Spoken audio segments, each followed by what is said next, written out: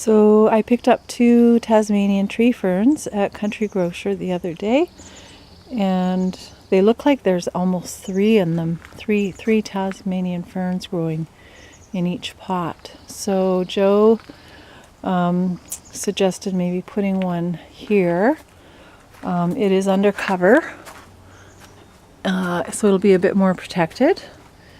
And the ground here holds the water, but yet it doesn't get the rains.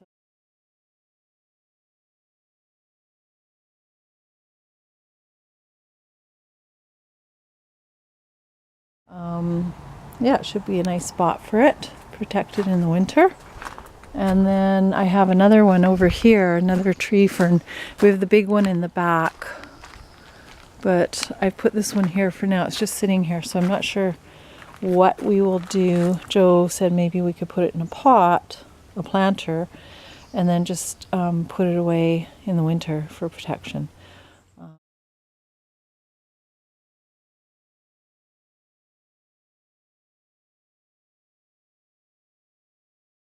So sort of have to decide what we want to do. We want to move a pot, or do we want to have to wrap it up in the winter? So it's hard.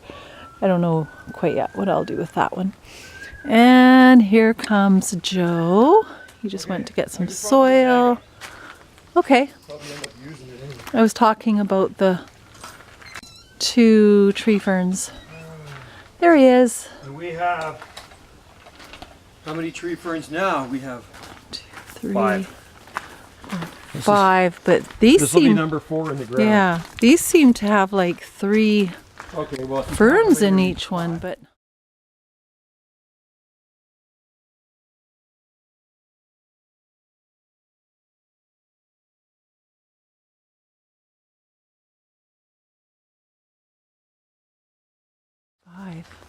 Okay, so we're using sea soil. okay. That's good soil. So first of all, the theory I always have is dig a $5 hole for a $1 plant. This is how to plant a Dixonia antarctica. So a couple of days ago, Wendy came home with 2 1-gallon potted Tasmanian tree ferns.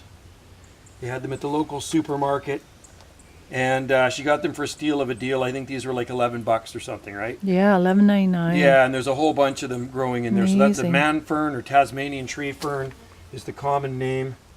And they grow very well here in our location on Salt Spring Island. Our oldest is well over 50 years old now. And when I got it, it was around 30 years old. Mm-hmm. And I've had it in the ground for 25 years now. So it's probably about 50 to 55 years old, we'll say. Wow. At least. Yeah, that's how It's old as old as you. Yeah, it's probably as old as me, because they grow 1 inch of trunk per year in this climate. So to plant a tree fern, start with good soil, well-draining soil, and like I say, $5 hole for a $1 plant. And this is basically on bedrock. That's what this is. We're growing on bedrock here. Wendy's made these amazing gardens just on bedrock. So we're going to plant it with these 2 other Dixonias. There's a little one here and another small one here that we planted over a year ago. And Yeah. these are young Tasmanian tree ferns. This one here's just put out a frond. That one there's unfurling a frond. Yeah. And now we're going to have these ones here to keep them company. So first of all, we're going to take this root bound thing out of the pot. And these are a Zone 9A palm.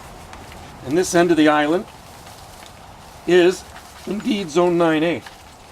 A northern Zone 9A. So where minimum temperatures don't fall below 20 degrees Fahrenheit or minus 6.6 degrees Celsius. So getting it out of here might be a little bit tricky, so I'm going to try to grab onto these. Yeah, it's in there. It's in there good. It's coming. There. Okay, Oh. so now what you want to do, you want to tease the roots a little bit. They're pretty tough. Ferns are Yeah. really tough. Wow. Yeah.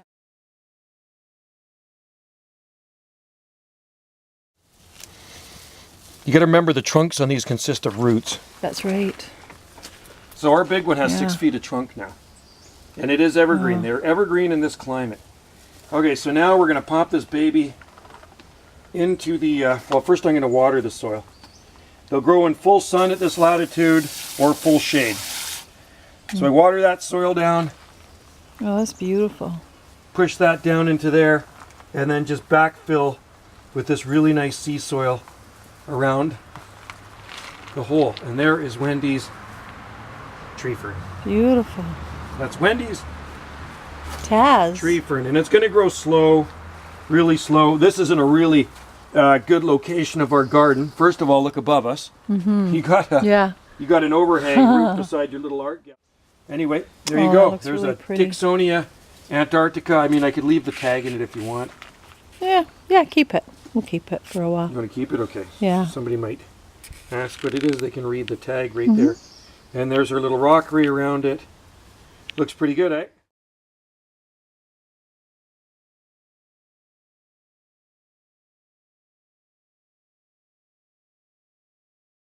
This is our largest Dixonia Antarctica. So this is the man fern or Tasmanian tree fern. This one I planted in April 1994. And this one has 6 feet of trunk on it now.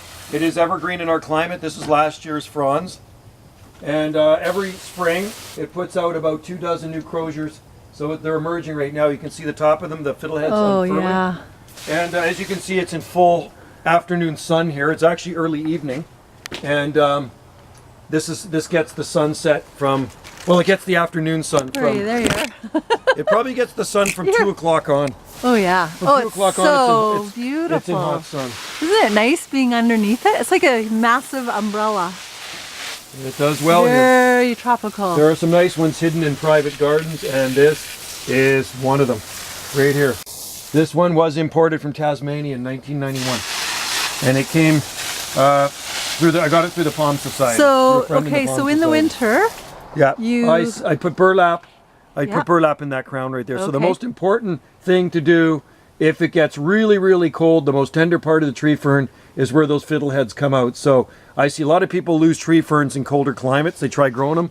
Protect the inner crown. I stick burlap in there. I fold it up and sit it in there. We never protect these fronds. I mean, it's pretty impossible to protect the fronds. So they're on their own. By the end of summer, they start to brown off. And then I cut them off. See, this one's starting a little bit now. But it's only May right now. made it through the winter. Oh yeah, this so is from and then last year. then these ones take over all the new fronds coming out. Oh yeah. The tree fern consists of the trunk consists of roots. Yeah. So if you were to cut all the fronds off and saw it off from the ground and stick it in the ground somewhere else, it will regrow again. So the mistake a lot of people make in watering them. Water it from the top. Water from the you're just watering. I always water it from the top, so it's like a big from wick. The top. It's like a wick. Yeah. And it'll just soak in. I also water the trunk, and of course I water everything around it. This is growing in an alcove. It's a really sheltered location of our garden. Yeah. It just doesn't get any wind. It doesn't. It's really mild in here.